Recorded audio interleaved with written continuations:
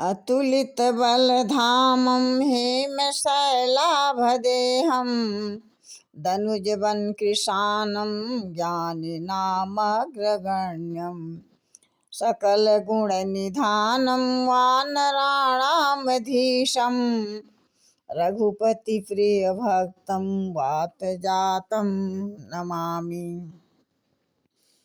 जो यह पढ़े हनुमान चालीसा होय सिद्ध साखी गौरीसा। जय श्री राम। कहते हैं जो भक्त इस हनुमान चालीसा का नियम पूर्वक पाठ करेंगे उसको निश्चय ही सफलता प्राप्त होगी।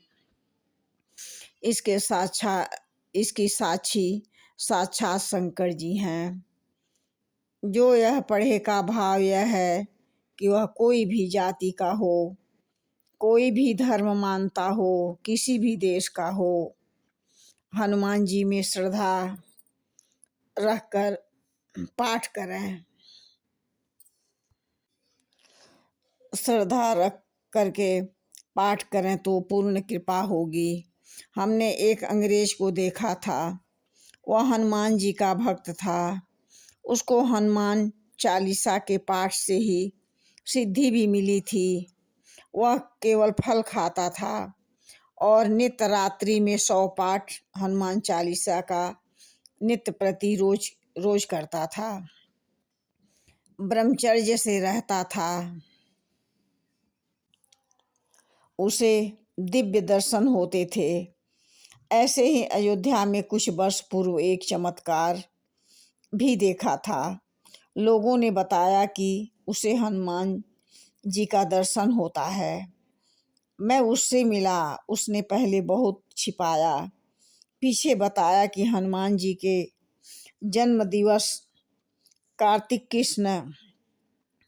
कृष्ण पक्ष में 14 में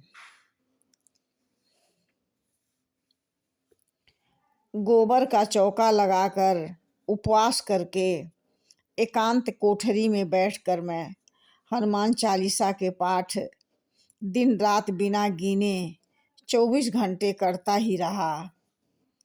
प्रातः 5 बजे मुझे दर्शन हुआ था। वह चमत्कार बड़ा ही दीन भक्त था। मन की बात बता देता था। कथा में दूर बैठकर आंसू बहाते हुए बड़े प्रेम से कथा सुनता था।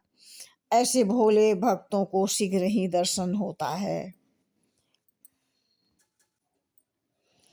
होय सिद्ध साखी गौरीसा का मर्म यह है कि यह पाठ से निश्चय ही सिद्धि होगी।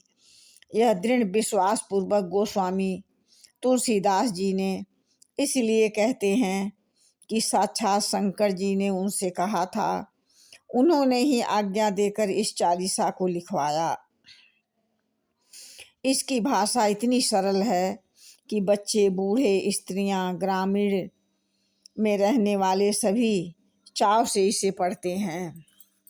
यदि संस्कृत में होता तो इस कलयुग में इसका घर घर में इतना प्रचार नहीं होता।